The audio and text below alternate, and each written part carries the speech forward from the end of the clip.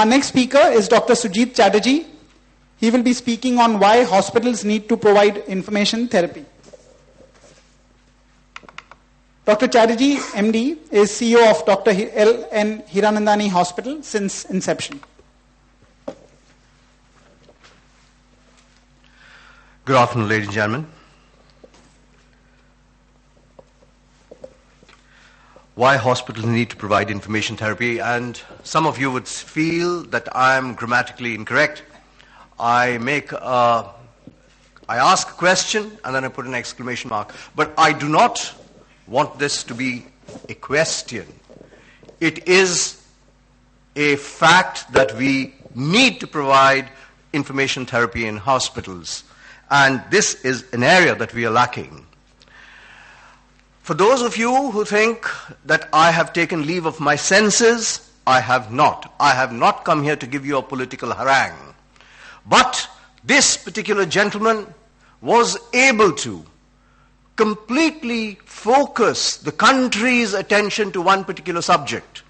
And I think such like meetings, ladies and gentlemen, would definitely focus the medical fraternity's attention to a very important aspect of medicine which we are missing. Nurses in our country have 5 rights: the right medicine, the right person, the right dose, the right route, and the right time. And for us, my tribe is just the prescription of the right information, the right person, and at the right time to help them make a decision. 5 that the nurses do, and we do not even do 3. Being a gynecologist, I've taken pictures of ladies.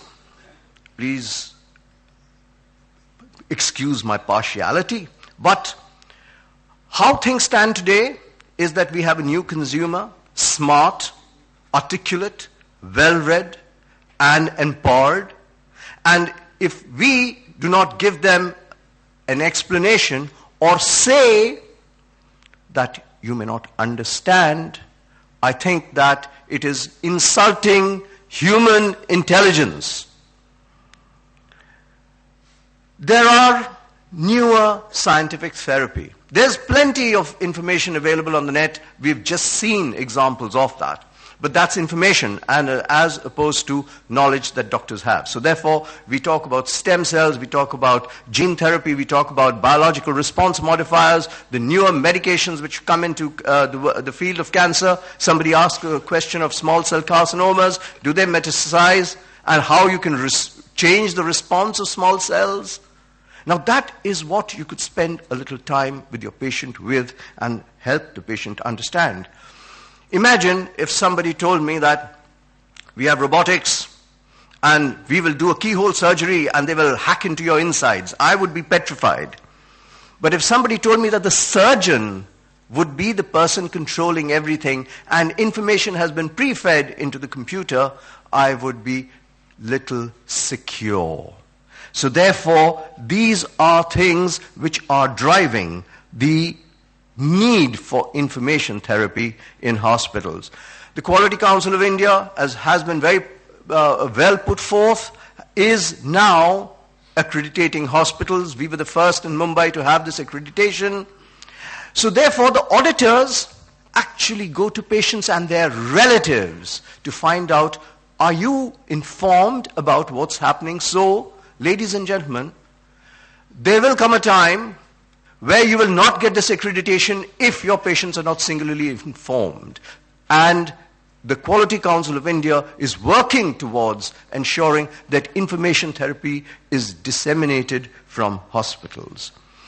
Now, I couldn't help but upload this engaging smile of Aniruddha and this warm hug that a patient gets. And it is such a confidence-building measure. But that's what it's all about. The patient should have confidence in you. Just smile and talk to the patient. Give them 5 minutes additional of your time. Maybe you will see one patient less, but it goes such a long way. Now, if you don't want this gentleman pointing a finger at you and say that you were responsible for not telling me what it's all about, then why don't you engage in these customer relationship tools? It's available for you. Why sit on your high horse? So therefore, if every other industry is using this to engage their patients, their clients to come back, and we in the hospitals want to sit on our high horse and say, you don't know it all and you don't understand. But if you explain it to me, I will understand. But given this large mismatch between hospitals and the number of patients that we have this attitude is, okay, the devil may care. Where are you going to go? You're going to come back to me. Somebody did raise the question that there was something written on a case paper that I didn't be part of a study, and I was nervous whether would they treat me again or not.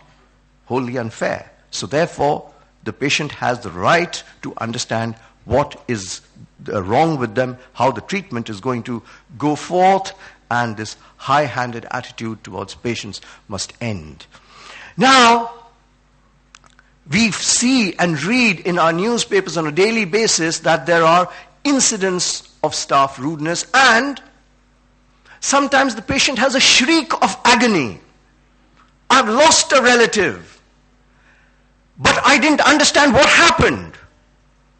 So I turn violent. I abhor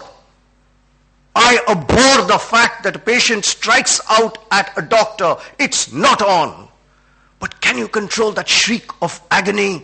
You cannot. But would it occur if the patient was singularly part of the team, the relatives were part of the team that were giving this care to the patient, and then the patient understood, the patient party understood that you're not God, and there were complications. And complications, there are more books written on complications in medicine than there are written about the disease. Resident doctors of 2 other Mumbai hospitals on Friday joined their counterparts at Sion hospitals who are on indefinite strike to protest against assault on their colleagues by a patient's skin, September 9, 2011. Not on, ladies and gentlemen, not on. So therefore, every professional should understand that when a patient comes to you, they come with trust. They don't need to go to the internet to log on, to be singularly well informed. Because they come to you and they trust you. They may be empowered, but don't turn them to the net. Speak to them. Because we, doctors, could be the starting point of information rendition, information therapy, which goes a long way to cure patients. I must conclude by quoting Henry Ford, one of the greatest business persons of our century.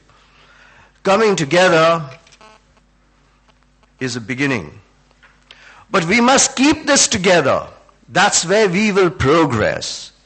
And then when we work together, we will succeed. And what will we succeed in is rendering quality health care to our patients, which all of us want to do, but sadly are misdirected, and it's woefully inadequate. So, ladies and gentlemen, thank you very much for your patient attention, and thank you for your time.